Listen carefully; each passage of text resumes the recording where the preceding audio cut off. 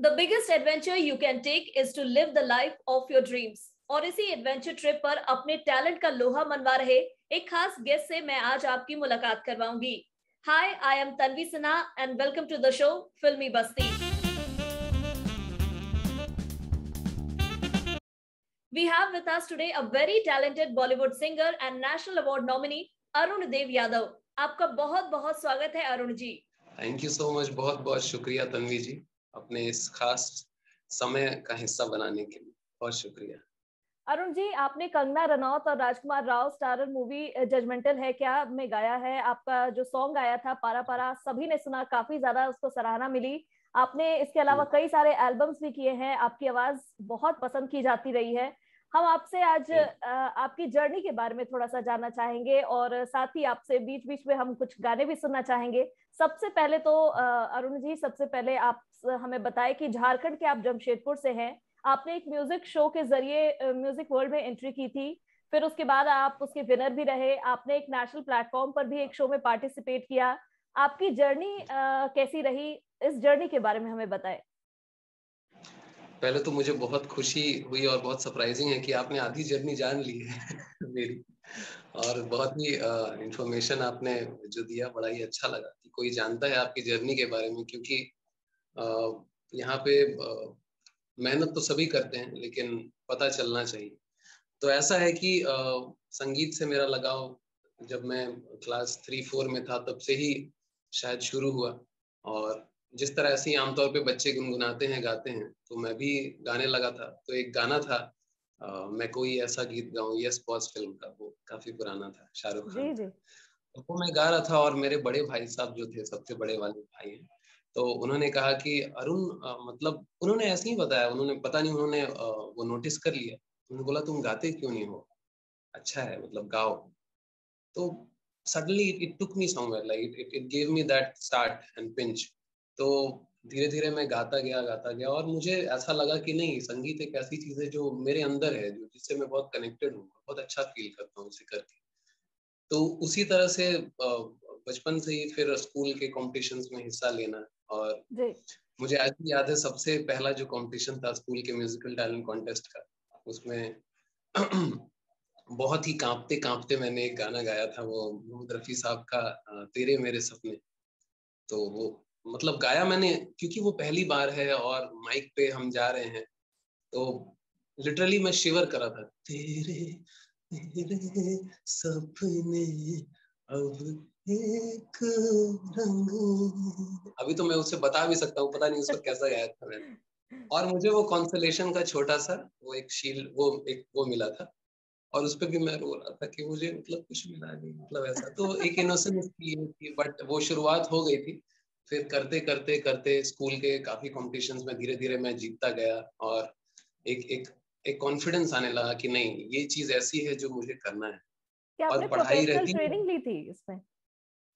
हाँ, ट्रेनिंग मैंने फिर धीरे धीरे एक आध साल बाद मेरी जो टीचर हैं, कविता बिस्वास उनका नाम है, तो उन्होंने मुझे गुरु अंजन दास के पास वो ले गई। जी। और तब मैं काफी छोटा था, तो उन्होंने बोला कि यहाँ से तुम शुरुआत करो। तो वहाँ मैंने करीब 7-8 साल सीखा हम्म। और अपने आप को पॉलिश किया उनके पास।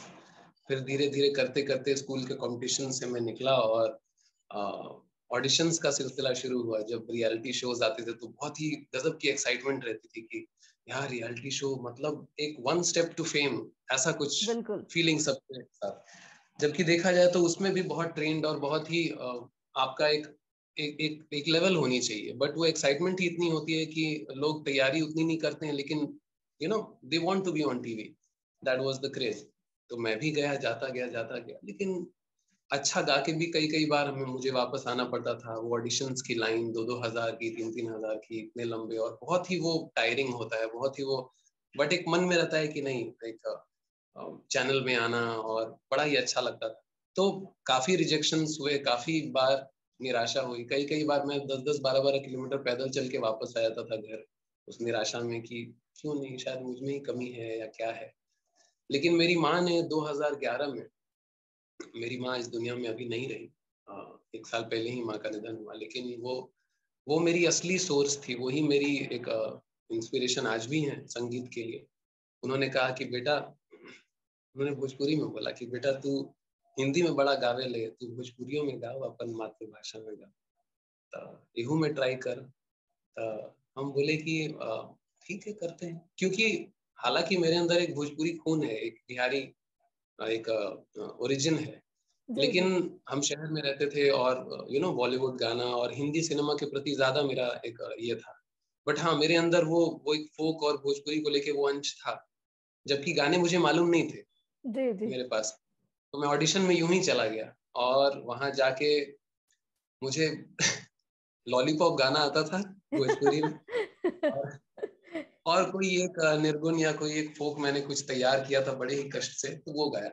लेकिन उसी ऑडिशन से जजों ने मुझे परख लिया कि नहीं, इसमें कुछ बात है, शायद लकी भी, या मेरा वो मुझे शुरुआत लगता हुई है थी शायद। मुझे लगता है शुरुआत में जो म्यूजिक शोज आते थे उसका काफी ज्यादा क्रेज भी था, और लेवल भी उसके काफी हाँ, ज्यादा अच्छे होते, उसमें सिंगर्स भी अच्छे आते थे, उसमें कंपटीशन लेवल भी उतना ही हाई रहता था। उसी समय के दौर में मुझे लगता है कि आपने शुरुआत की थी। और इससे पहले कि अब मैं और आपसे बात करूं, मैं सबसे पहला जो आपने गाना बताया था यस बॉस का, आपने गाना जो एक बार ट्राई किया था और आपके भाई ने आपके गाने के इस हुनर को उस समय जो पहचाना था, वो हाँ, गाने वही से। शुरुआत थी, वही शायद ही शुरुआत थी मेरे करियर की, जो पहला गाना था मैंने गाया। तो उसी पहले गाने को एक बार हम सुनना चाहेंगे। चलिए, काफी दिल के करीब, और अभिजीत दा मेरे फेवरेट सिंगर्स में से रहे हैं, उस दौर के सभी के रहे हैं। मैं कोई सा गीत गाऊं के आरज़ू जगाऊं, मैं कोई ऐसा गीत गाऊं के आरज़ू जगाऊं, अगर तुम कहो तुमको बुलाऊं कि पलकें बिछाऊं, कदम तुम जहां जहां रखो, जमीन को आसमां बनाऊं, सितारों से सजाऊं, अगर तुम कहो। बहुत अच्छा लगा मुझे सुन के, और स्पेशली मुझे लगता है कि मैं उस समय की हूँ जिस समय ये मूवी और ये गाना बहुत ज्यादा पॉपुलर हुआ था, तो मैं बहुत ज्यादा कनेक्ट कर पा रही हूँ।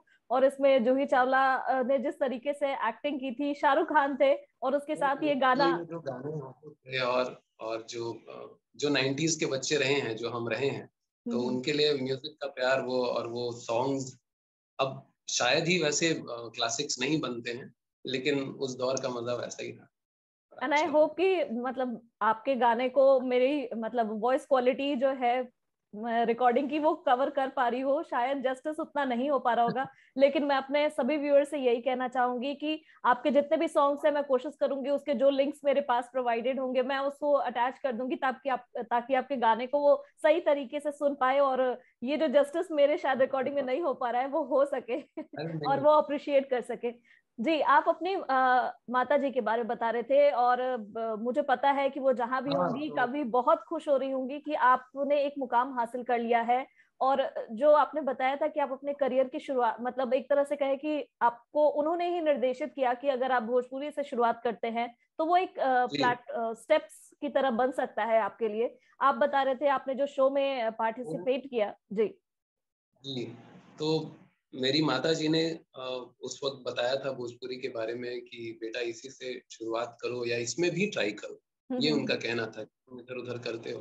तो शायद मुझे उस वक्त उस चीज की अहमियत उतनी नहीं समझ में आई थी, हालांकि मैंने ऑडिशन दिया और मैं गया और मैं सेलेक्ट भी हो गया।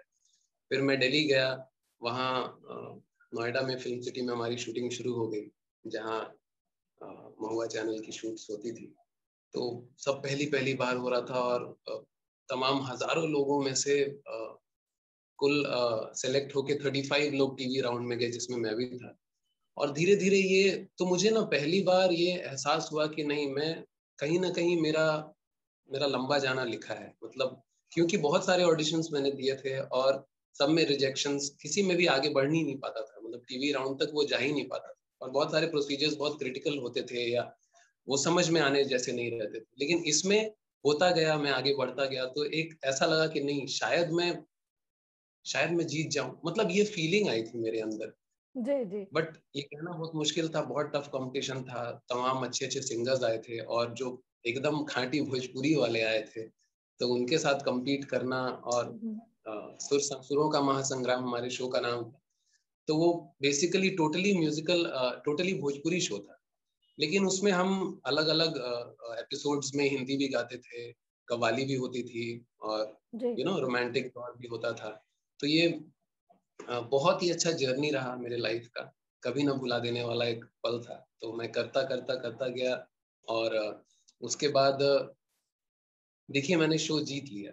मतलब माँ का ऐसा आशीर्वाद था और एक गायकी, तो सारे जजों ने और जितने भी प्रोडक्शंस थे और जितने भी लोग थे या लोगों का प्यार जो मिल रहा था टेलीकास्ट से, सबका यही कहना था कि नहीं, अरुण में एक बात है, एक प्लेबैक क्वालिटी है, एक हीरो वाली आवाज है। तो बहुत ही अच्छा वो मोमेंट था, एक जर्नी जिंदगी की है जो कि कभी भूल नहीं सकता मैं। और मुझे आज भी याद है फिनाले में मनोज जी मेरा हाथ उठा के कहते हैं कि सुरों का महासंग्राम विजेता अरुण देव यादव। तो you can understand how it is this, मतलब बहुत ही स्वर्गीय मतलब एक फीलिंग होती है। और लाखों लोगों के सामने फिनाले में, तो उन्होंने बोला कि क्या बोलना चाहोगे, तो मैंने बोला कि हम अपन माई बाबूजी के स्टेज पर बुलावे चाहते हैं। तो वो मुझे आज भी मंजर याद है, जब पूरी जो पब्लिक थी, लाखों की भीड़ दो हिस्से में बंट गई थी और माँ बाबूजी आ रहे थे और स्टेज पे आए, और वो मेरे जिंदगी का सबसे अच्छा कहीं ना पल कहीं है। अपने माता पिता का आशीर्वाद बना रहता है और तभी बच्चे हैं जो अपने क्षेत्र में काफी अच्छा कर पाते हैं। आपने वहां से बिल्कुल। लेकर जी आपने वहां से लेकर बॉलीवुड में कैसे एंट्री की, आप एज अ प्लेबैक सिंगर कैसे स्टैब्लिश हुए, ये जर्नी किस तरह से आपने कवर की? देखिए रियलिटी शोज तो एक जर्नी है, एक अलग ही यू नो जी दुनिया है। लेकिन सिनेमा सिंगिंग एक अलग ही लेवल है। और मेरे दिल में हमेशा से बॉलीवुड में गाने की का जो सपना था, वो हमेशा से बना हुआ था। चाहे जितना भी यहाँ वहाँ मैं शोज करता था या फिर मैंने रियलिटी शो किए, उसके बाद लेकिन मुझे फिल्मों में गाना था, ये मेरा सपना था, यही मेरा लक्ष्य था हमेशा से। तो उस शो के बाद उनके प्रोडक्शन से कोई एक थी जिन्होंने मुझे फोन किया कि अरुण, एक और शो आ रहा है, भारत की शान, दूरदर्शन पे, उसमें हिस्सा लो, और वो बॉम्बे में हो रहा है ऑडिशन। तो वहाँ मैं गया और वहाँ पे सेलेक्ट हुआ।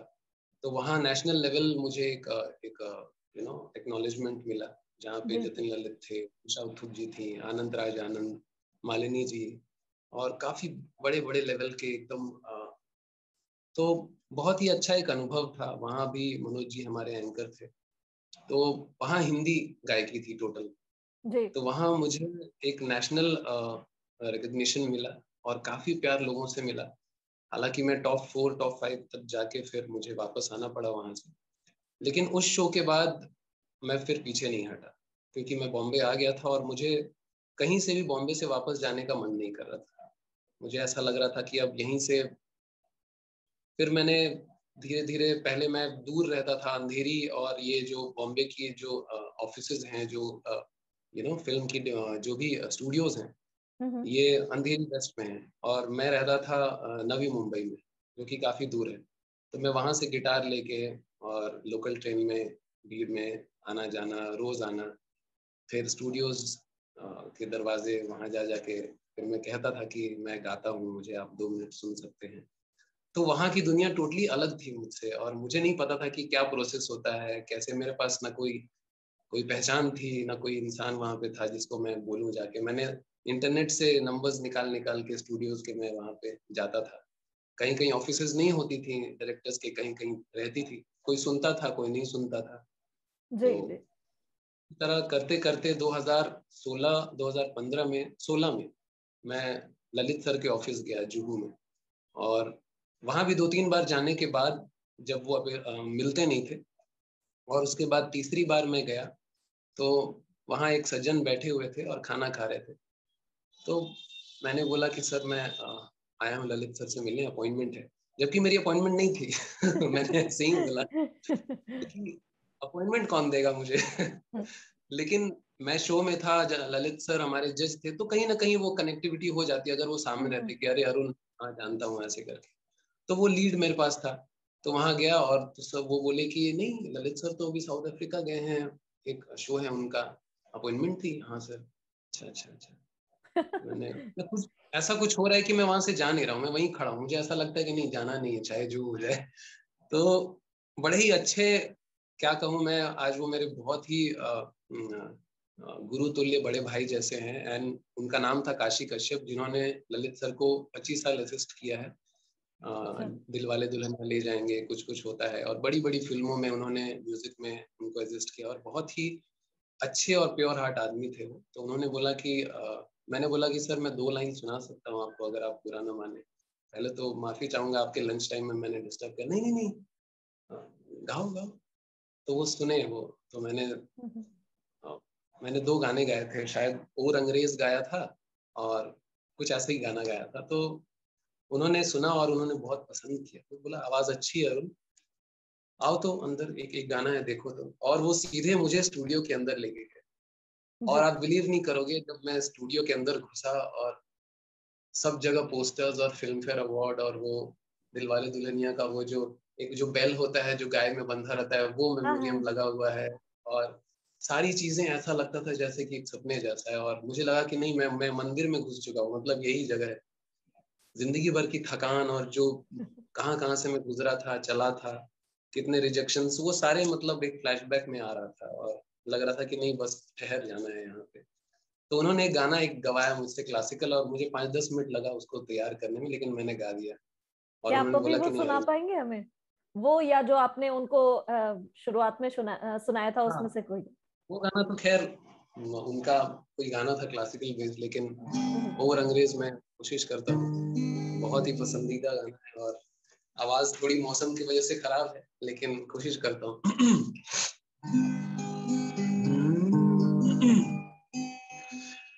ओ रंग रेज तेरे रंग दरिया में, ओ रंग रेज तेरे रंग दरिया में, डूबना है बस तेरा बन के, हाय नहीं रहना तू जमन के। अपने ही रंग में मुझको रंग दे, धीमे धीमे रंग में मुझको रंग दे, सौंधे सौंधे रंग में मुझको रंग दे, रंग देना रंग देना रंग देना। ओ अपने ही रंग में मुझको रंग दे, धीमे धीमे रंग में मुझको रंग दे, सौंधे सौंधे रंग में मुझको रंग दे, रंग देना रंग देना रंग देना। अमेजिंग! ऐसा गाना सुनने के बाद कोई दूसरा मौका कैसे नहीं दे सकता है। और मुझे लगता है मैं थ्रू आउट मतलब स्माइल कर रही थी और मुझे इतना अच्छा लग रहा था सुन के। वो मौका मिला उसके बाद आपने जो मूवी में गाया। उसके बाद मुझे काशी सर ने, काशी कश्यप उनका नाम था, और हम्म। बहुत ही अच्छा उन्होंने मुझे प्यार दिया, और बहुत ही एक अच्छी कनेक्टिविटी हुई। तो मैंने उसके बाद मैंने सबसे पहला गाना गाया था टेनिस बडीज फिल्म में। जी। एक फिल्म आई थी जिसमें दीपिका दत्ता, रणवीर शोरी ये थे किरदार में, और वो बच्चों के ऊपर एक फिल्म आई थी। तो शायद किसी वजह से वो रिलीज हुई या नहीं हुई, लेकिन उसमें एक बहुत ही दमदार गाना था, बढ़ता जा मंजिल पे बढ़ता जा। और उसमें एक एक पहला एक्सपीरियंस मिला फिल्मों में गाने का। फिर धीरे धीरे लोगों से मैं जुड़ता गया। उसके बाद एक सर थे परिवेश सिंह, जो कि म्यूजिक डायरेक्टर हैं, उनके स्टूडियो में मैं गया था। तो वहाँ मुझे जैक एंड दिल फिल्म मिली। तो हर एक गाना मिलने के पहले मेरा एक एक साल का उन लोगों के साथ एसोसिएशन रहा है, तब जाके मुझे वो 6 महीने 8 महीने। लेकिन टचवुड, मेरे कैलिबर या जो भी मेरी तैयारी थी, या जो भी मेरी एक ओरिजिनल एक क्वालिटी थी, तो उसको देख के लोग मुझे कॉल जरूर करते थे, कोई भी गाना या किसी भी कोई भी रिक्वायरमेंट रहती थी। क्योंकि देखिए इतनी बड़ी मार्केट है, अगर आप यूनिक और एक अलग स्टैंड आउट नहीं रहेंगे तो शायद वो टिकना वहाँ बहुत मुश्किल होता है। आपको जी। वर्सेटाइल होना पड़ता है, आपको हर तरह के गाने, मतलब आप जो गवा लो वो गाना है, वैसा क्वालिटी होना चाहिए। एंड तो परिवेश सिंह ने मुझे जैकन दिल मूवी, जिसमें अरबाज खान, अमित साध और ये लोग थे, तो वो उसमें एक बेमुंडा करके एक गाना था, वो आया। और फिर एक 22 डेज था जिसमें आदित्य नारायण के साथ एक गाना आया, मैंने परवेश सिंह का ही।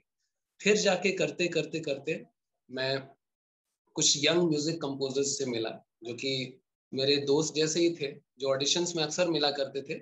वो हिमाचल के थे, और लेकिन उन्होंने अपना एक स्टूडियो सेटअप वहाँ किया हुआ था और काफी अच्छा कर रहे थे। जी। तो एक दिन उनका कॉल आया, दीक्षांत नाम है उनका, और उन्होंने मुझे कॉल किया, अरुण भाई एक गाना है और तो आप कब आ सकते हैं स्टूडियो। उन्होंने कुछ बोला नहीं, मैंने बोला आ जाते हैं आज, नहीं कल आइए, कल शाम में आइए, 3-4 बजे आ जाइए। तो मैं गया, और तो वहाँ पे एक एक कंपोजर थी जिनका नाम था रचिता अरोरा, और दीक्षांत मेरे अपने मित्र, ये लोग थे, और बहुत अच्छा उनका सेटअप था। तो उन्होंने बोला कि एक गाना करना है कंगना के लिए। तो मैंने बोला कंगना, कंगना रनौत के लिए, ठीक है। तो फिर एक फिल्म आ रही है मेंटल है क्या, तो उसमें एक गाना आपका, मतलब हम कोशिश कर रहे हैं कि आपकी आवाज में अच्छा ये हो सकता है, वी आर ट्राइंग। तो मैंने बोला ठीक है। तो बहुत ही टफ, बहुत ही अभी तो मैं शायद उसे अटेम्प्ट भी कर पाऊंगा कि नहीं, और बहुत ही आर डी बर्मन साहब जैसा हमने ऐसा टाइप का कुछ था गाना। हमने सुना है, तो बिल्कुल बिल्कुल। देखिए इतना करने में ही मेरी बट वो गाना मैंने उसे चैलेंज की तरह लिया, और रचिता ने बताया कि ये गाना है, फिल्माना है हमें कंगना जी के ऊपर, और ये बालाजी टेलीफिल्म से आ रही है, मेंटल है क्या फिल्म, जिसका नाम बाद में जजमेंटल है क्या कर दिया जजमेंटल। किसी। जी। तो वो गाना मैंने उस दिन रिकॉर्ड किया, और एक दिन में ना सही 2-3 दिन के, क्योंकि चेंजेस होती हैं प्रोडक्शन से भी। फिर एकता कपूर जी ने बोला नहीं इस तरह से चाहिए, थोड़ा सा ग्रेंज थ्रू आउट चाहिए। पहले मैंने, चलिए मैं आपको सुनाई देता हूँ, जैसे ये वो गाना था, बस एक कैरेक्टर या खुद ही कहानी है, भट्टी की आंच या बारिश का पानी, बस एक तो इस तरह से ये चलता है, जिसमें टोटली एक यू नो फ्रीकी एक मेंटल काइंड ऑफ डिस्क्रिप्शन है कंगना के कैरेक्टर का। भट्टी की आंच या बारिश का पानी, बड़ा अच्छा लिखा हुआ था। तो मैं पहले ऐसे ही गा रहा था, बस एक कैरेक्टर खुद ही कहानी है। तो अब उसमें आता है, जब दूसरी लाइन आती है, डगमग डगमग बोलती रहती पग पग पग पग बो। तो ये जो ग्रेंज था उनको पसंद आ गया, उन्होंने कहा कि नहीं पूरा गाना ही ग्रेंज में गाना है, अच्छा। मतलब। तो कह लीजिए कि वो एक मुझे लगा कि अब तो लगने वाली है गली की वाट, अब मतलब बिल्कुल गाने वाला है। तो मैंने सोचा कि भले जिंदगी का आखिरी गाना हो, लेकिन तुमको गाना ही गाना है। तो नहीं नहीं, वो आपकी जर्नी बहुत अटेम्प्ट, लंबी है, ये तो अभी बस शुरुआत है, अब इसके बाद तो अभी बहुत सारे आपको गाने गाने हैं। तन्वी जी, तो ये गाना मैंने गाया, और सबके आशीर्वाद से अप्रूव हुआ, और जी म्यूजिक के थ्रू ट्रेलर में आया। जब ट्रेलर में आया कंगना के, तो मतलब एक मुझे लगा कि नहीं, हाँ मैंने आज कुछ किया, आज किसी एक मेरे बड़े पर्दे पे एक गाना आया, तो बहुत बड़ा अचीवमेंट था मेरे लिए। अब वो गाना कितना हिट है नहीं है मुझे नहीं पता, लेकिन वो मेरे लाइफ का एक बहुत ही अच्छा मोमेंट रहेगा, और मेरे अपने लोगों के लिए, मेरे शहर के लिए, मेरे माँ पिताजी, मेरे घर वालों के लिए, ये कह लीजिए कि नहीं, मतलब हाँ, बेटा कर दिला सब, बेटा कर दिया। बिल्कुल। ये होता मुझे है। लगता है कि जिनके बैकग्राउंड में कहीं से भी आप बॉलीवुड बैकग्राउंड से नहीं है, आपने इतना मतलब स्ट्रगल किया, इतने लंबी जर्नी को कवर करने के बाद आपको बॉलीवुड में एक गाना गाने का मौका मिला, और अब बिल्कुल भी वो गाना सभी को पता है, सभी ने सुना है। तो मतलब लाइक कहते जी हैं ना कि अभी तक की जर्नी तो काफी अच्छी आपकी रही है, और हम उम्मीद करेंगे कि आगे भी आप ऐसे ही गाते रहे और लोगों को ऐसे ही मतलब खुश करते रहे। अभी हाल ही में हमने देखा था ट्विटर पर, जो मशहूर शायर है मनोज मुंतशिर जी ने, उन्होंने आपके एक गाने को शेयर किया था, और वो क्षेत्रीय भाषा में गाना था। आपने बताया था कि आपकी मम्मी ने भी आपको प्रेरित किया था। तो एक कोई वैसा गाना हम सुनना चाहेंगे जो या तो आपके क्षेत्रीय भाषा में, ये भोजपुरी तो में हो। जी।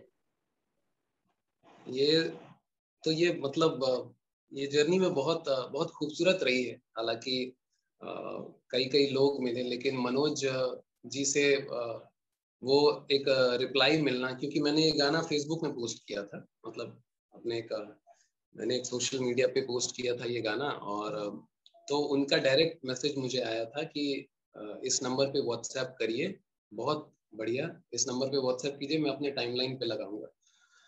मतलब इजी द मनोज मुंतशिर, मतलब इतने बड़े जो लिरिसिस्ट हैं, शायर हैं, तो कहीं ना कहीं एक फीलिंग होती थी कि नहीं चलो, मतलब कुछ भी है तो नहीं, कुछ तो बात है, करना है अब। लेकिन बात ये थी कि बात अपने माटी और अपने फोक में थी, जो मैं कभी ना कभी पहले प्राइम पे लेके नहीं चलता था। अब मैंने उसकी इम्पोर्टेंस, और मुझे हमेशा से ये प्यार था अपनी भोजपुरी माटी के लिए, लेकिन हिंदी सिनेमा के लिए वो सपना हमेशा से था। लेकिन ये मैंने गाना गाया था, ये चैती गाना था, यही ठैया मोतिया हेरा गईले, जो स्वर्गीय निर्मला देवी जी ने गाया है, गोविंदा जी की माता जी ने। तो उसको मैंने एक दिन ऐसे ही कवर किया, तो उनका मैसेज आया, और फिर मैं उस वक्त तो जा नहीं पाया, अपने शहर में था, लेकिन जब मुंबई गया मैं रिसेंटली, तो उनके ऑफिस में गया और उन्होंने बहुत अच्छे से बिठाया, और मुझे तो ऐसा लग रहा था कि ये, मैंने बोला सर सौभाग्य है हमारा कि आपने यहाँ बुलाया। बोला अरे नहीं, आप बहुत अच्छा गाते हैं अरुण, और सुनाइए वापस। तो उन्होंने वापस मुझे गाने के लिए बोला, तो मैंने सुना देता हूँ, आपकी बिल्कुल अनुमति है? बिल्कुल। नहीं मोतिया हेरा गई रामा, कहाँ मैं ढूंढ, यही ठैया मोतिया हेरा गई रामा, कहाँ मैं ढूंढ।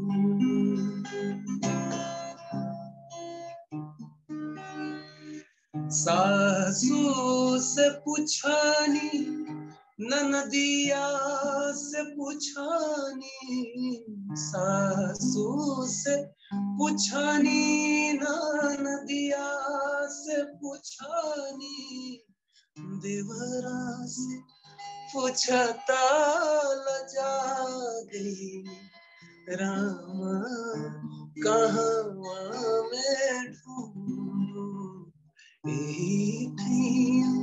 मोतिया हेरा गई रामा, कहाँ मैं ढूंढूं। आपने बताया था कि शुरुआत में आपको भोजपुरी में सिर्फ वो लॉलीपॉप वाला गाना आता था, उसके बाद आपने वो जर्नी कवर की और कितनी खूबसूरत शब्दों वाले आप गाने चुन रहे हैं और गा रहे हैं। मुझे लगता है ये बहुत ज्यादा जरूरी है, क्योंकि लोग भोजपुरी के गानों को, भोजपुरी मूवीज को एक अलग ही लेवल पर रिलेट करते हैं, और जब ऐसे गाने सुने जाते हैं, ऐसे गाने लोगों के बीच में आते हैं, तब उन्हें पता चलता है कि भोजपुरी में भी इतने अच्छे गाने हो सकते हैं, इतने अच्छे भाव के साथ वो गाने हो सकते हैं। और मुझे बहुत अच्छा लगा सुनकर, और मैंने आपके ट्विटर पर भी इस गाने को सुना था। मुझे लगा था कि बहुत पसंद किया लोगों ने, और जी जो जी लोग बिल्कुल। जुड़े रहते हैं, जैसे आप और हम इस फोक से जुड़े हैं, तो कई लोगों का इतना प्यार आया, अनबिलीवेबल रिस्पॉन्सेज आए। ऐसा लगा जैसे कि, देखिए रोज लाखों वीडियोस बन रहे हैं, लेकिन उस बीच में कोई एक वीडियो ऐसा आता है जिसमें लोग इतना रिएक्ट करते हैं, तो जरूर लोगों की कहीं ना कहीं मतलब भावनाएं जुड़ी हैं, और एक रूट्स जुड़े हैं, या जो भोजपुरी भाषी नहीं है वो भी सुन के उनके अंदर एक इमोशन आ रहा है। तो ये भोजपुरी फोक की जो एक एक महत्व है, जो वो इतना डीप है और इतना इमोशनल है, इतना आपके अंदर में वो समा जाता है, जो लोग नहीं समझ पाते। मैं तो भोजपुरी जो फोक है उसको सुन के मेरे आंख भर जाते हैं। तो मुझे ऐसा लगता है कि नहीं, ये कहीं ना कहीं मेरे खून में है, और वो बार बार मुझे बोलता है कि नहीं तुमको इसको गाना है और लाना है। तो देखिए बाकी कमर्शियल भोजपुरी में क्या हो रहा है वो तो खैर मैं उतना अपने आप को जोड़ नहीं पाता हूँ उससे, लेकिन जो असली भोजपुरी और जो फोक है, जो हमारी मिट्टी की खुशबू है, उसे ले जाने का की जो जिम्मेदारी है वो मैं अपने कंधों पे लेता हूँ। और मुझे ऐसा लगता है कि जितने भी कलाकार हैं अपने फोक को, अपनी अपनी जो मातृभाषा है उसको जरूर आगे बढ़ाएं, क्योंकि वही ऑथेंटिक होता है, वही रियल होता है, और वो दिल तक जाता है। तो बिल्कुल यही बिल्कुल। मनोज जी ने भी ऑफिस में भी बैठ के उनके रोंगटे मतलब वो बिल्कुल भी बहुत ही कनेक्ट फील कर रहे थे, रोंगटे खड़े हो रहे थे उनके। मैंने बोला कि बहुत ही मैं, देखिए शब्द नहीं है मेरे पास, लेकिन उन्होंने उसी वक्त वीडियो अपनी टीम को बुलाया और उन्होंने कहा कि इसे शूट करो, और बहुत ही अच्छा मोमेंट था मेरे लिए, बहुत ही लोगों ने मुझे जाना, और बस ये जर्नी चल रही है। तो मैं कहीं ना कहीं अपने जड़ों से, अपने रूट से जुड़ा रहना चाहता हूँ हमेशा। और संगीत में कहीं ना कहीं इसे प्राइमरीली इसे लेके चलना चाहता हूँ। और जो एक नएपन से मैं अपनी मातृभाषा या अपने फोक को देना चाहता हूँ वो मैं करूंगा, जिससे ग्लोबली इसे एक रिकग्निशन मिले। जी बिल्कुल। टैलेंटेड जो लोग होते हैं वो कहीं भी होते हैं, उन्हें देखने वाले लोग ढूंढ ही लेते हैं और मौका देने वाले लोग ढूंढ ही लेते हैं। इतने दिनों से आप इस इंडस्ट्री में से जुड़े हुए हैं बिना किसी बॉलीवुड बैकग्राउंड के, वो एक काबिले तारीफ चीज है। साथ ही आपको धीरे धीरे लोग और ज्यादा पसंद कर रहे हैं, सराह रहे हैं, आपके गानों को लोग सुन रहे हैं। हम कोशिश करेंगे आपके जितने भी ज्यादा से ज्यादा गानों को हम अपने डिस्क्रिप्शन बॉक्स में अटैच कर दे, ताकि हमारे जितने भी व्यूअर्स हैं वो उसे सुन सके। हाँ, क्योंकि मैं मालूम कि आपने मुझे पहचाना, आपकी नजरों में भी मैं आया, जिससे इतने लोग मुझे देख पाएंगे, जान पाएंगे। ये बहुत है मेरे लिए तन्वी जी। आप बहुत आप धन्यवाद। बॉलीवुड में प्लेबैक सिंगिंग में काफी अच्छा जगह बना चुके हैं, और मुझे मतलब एज एन इंडिविजुअल बहुत प्राउड फील होता है जब हमारे एरिया से कोई फिल्म इंडस्ट्री में इतना अच्छा अपना नाम करता है। और क्योंकि मुझे पता है पर्सनली कि स्ट्रगल हमारी क्या होती है, एक बाहर की जगह पे जाकर अपने आप को स्टैब्लिश करना ही हमारे लिए मुश्किल हो जाता है, बिकॉज वो एक स्टेट का लेवल लगा देते हैं लोग, और वैसे में जाकर अपना एक मुकाम हासिल करना वो बहुत ज्यादा सराहनीय है। और एक मैं लास्ट बहुत में ज्यादा। जी हाँ, बिल्कुल। जी वो जी जी अब जो भोजपुरी बैकग्राउंड है उसके प्रति लोगों की धारणा थोड़ी अलग अलग है, थोड़ी थोड़ी अलग अलग व्यूज हैं। अ, लेकिन वहां से आके और हिंदी में गाना इज रियली रियली डिफिकल्ट, क्योंकि लोगों को सबसे पहले ये ग्रास्प नहीं हो पाता है कि आप भोजपुरी भी गाते हैं फिर हिंदी। लेकिन मेरी जैसी तैयारी रही और जिस तरह से मैं हिंदी ही नहीं, मैं वेस्टर्न म्यूजिक, मैं क्लासिक, जैज और जितने भी वर्ल्ड म्यूजिक हैं वो भी मैं सुनता हूँ। और मैं बहुत प्रेरणा लेता हूँ जो बड़े बड़े कंपोजर्स हैं, जो सिम्फनी ऑर्केस्ट्रा के कंडक्टर्स हैं, और जो जैसे लॉर्ड ऑफ द रिंग्स हो गई, जैसे गेम ऑफ थ्रोन्स हो गया, जैसे इंसेप्शन, इंटरस्टेलर के जो म्यूजिक कंपोजर्स हैं। तो मैं सबसे जुड़ा, मुझे देखिए मेरी जो म्यूजिक को लेके एक प्यार है, जो एक करुणा है, वो बिल्कुल लिमिटेड नहीं है। तो वो अंदर रहती है, तो शायद मैं उसी से मैं निकाल पाता हूँ अपने आप को। मैं चाहता हूँ कि वो जो अंदर की जो एक एक रियल एसेंस है म्यूजिक की, वो मैं जी दे पाऊँ लोगों को, तो उसे जी। लोग विश्वास अपकमिंग कोई करते हैं कि नहीं ये प्रोजेक्ट्स बहुत। है आपके जिस पर आप अभी फिलहाल काम कर रहे हो? अभी हाल ही में मैंने एक एड फिल्म किया, वो उसके बाद एक देवदास है। देवदास एक थिएट्रिकल है जो कि जी परिवेश सिंह की प्रोजेक्ट थी। इसमें काफी बड़े बड़े लोगों ने उसमें किरदार निभाया है, और उनके शोज होते हैं वो इंडिया में, दुबई में, सिंगापुर में, जो थिएटर होता है जो, जी जी तो वो एक थिएट्रिकल प्ले है देवदास का। जो देवदास की जो देवदास, चंद्रमुखी और पारो की जो कहानी है, तो उसी को पोर्ट्रे कर रहे हैं वो। तो उसमें मेरा भी गाना है, तो उसका सीक्वल दोबारा हो रहा है जिसमें गाने रिवाइज हो रहे हैं। तो उसमें वाडेकर साहब हैं, सुरेश वाडेकर जी, अलका जी, शान सर, और काफी बड़े बड़े सिंगर्स हैं जिनमें मुझे भी गाने का एक मौका मिला है। तो वो है। फिर कुछ फिल्में हैं, और इस पैंडेमिक में तो फीचर फिल्मों का थोड़ा सा एक पॉज रहा, जी जी लेकिन वापस फिल्मों का दौर, और वो खुल रहा है, जो ऑप्शंस है। बाकी किसी न किसी तरह से मैं कोशिश करता हूँ कि अपनी जो आवाज़ है वो पहुँचाता रहूँ लोगों तक। और प्रोजेक्ट्स का तो आना है, वो आएंगे, बिल्कुल लेकिन बिल्कुल। बस आगामी दिलों में समय जगह में आपको बनाना, हाँ, वो जी मेरी बहुत एक। सारे प्रोजेक्ट्स मिलेंगे। और मुझे लगता है कि आपसे बातें करके मुझे इतना अच्छा लगा कि हम इस समय का बिल्कुल भी वो इल्म नहीं रहा है कि कितना समय हो चुका है। लेकिन मैं उम्मीद करूंगी और बहुत सारी आपको शुभकामनाएं देना चाहूंगी, आप ऐसे ही गाने गाते रहे, ऐसे ही आप परफॉर्म करते रहे, लोगों के बीच में आपका नाम आते रहे, आपको लोग पसंद करते रहे। लेकिन हमारे शो को एंड करने से पहले बिना एक गाना सुने मैं आपको नहीं जाने दे सकती हूँ। मैंने आपका एक ट्विटर पर गाना सुना था, आपने वो बिनते दिल करके गाना गाया था, जो काफी, अगर अगर आपको मुश्किल ना हो तो मैं वो सुनना चाहूंगी, क्योंकि मैं उस गाने को लूप पर सुन चुकी हूँ। मतलब I really appreciate that song जो आपने गाया था, क्योंकि मूवी में मैंने उतना कोरिलेट नहीं किया था जितना आपके ट्विटर हैंडल पर मैंने उस गाने को सुना था। सबसे पहले तो आपने इतना इतनी इज्जत दी और इतना प्यार आप अपने चैनल पे आपने दिया है, मैं चाहूंगा कि करोड़ों लोग आपको जाने, और आप इतने अच्छे से हौसला बढ़ाती हैं हम जैसे कलाकारों का और सबका। तो आप जैसे लोगों को भी मतलब लोग इतना प्यार करें कि which you deserve really. Thank you, ये थैंक बिनते यू। दिल गाना मैं पता नहीं गा पाऊंगा कि नहीं, लेकिन देखते हैं।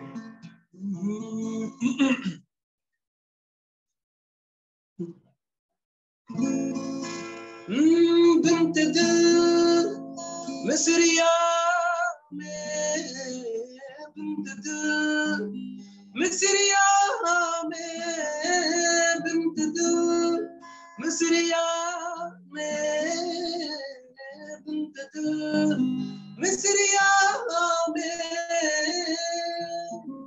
पेश है गुल शबाब खिदमत आलिजान, पेश है गुल शबाब खिदमत आलिजान, आतिश का दादाओं से, आतिश का दादाओं से जल उठेगा आपके दीदाए तर का हिजाब, बिनते दिल मिसरिया में,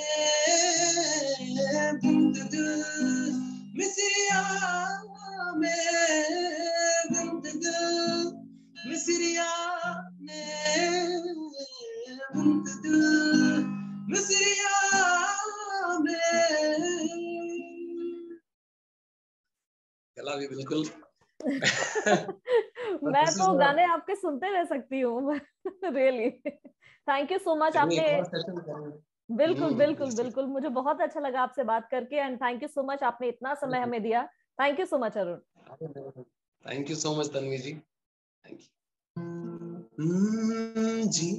हमें मंजूर है ये फैसला जी, हमें मंजूर है ये फैसला, कह रही है हर नजर बंदा परवर शुक्रिया, कोई तूफानों से मिल गया साहिल मुझे, दिल की धड़कन ठहर मिल गई मंजिल मुझे, आपकी नजरों ने उम्मीद है आपको हमारा आज का फिल्मी बस्ती का यह एपिसोड पसंद आया होगा। साथ ही आपने अरुण जी के गाने को काफी एंजॉय किया होगा। मेरी कोशिश रहेगी कि मैं अपने डिस्क्रिप्शन बॉक्स में उनके ज्यादा से ज्यादा गाने को अटैच कर सकूं, ताकि आप उसे वहां से सुनकर एंजॉय कर सके। अगर वीडियो पसंद आया हो तो इसे लाइक और शेयर जरूर करें। कमेंट कर बताएं कि आप और किस तरह के कंटेंट देखना चाहेंगे। मेरे चैनल को सब्सक्राइब करना ना भूलें, जिसका नाम है anchor Tanvi Sinha. Take care, keep smiling.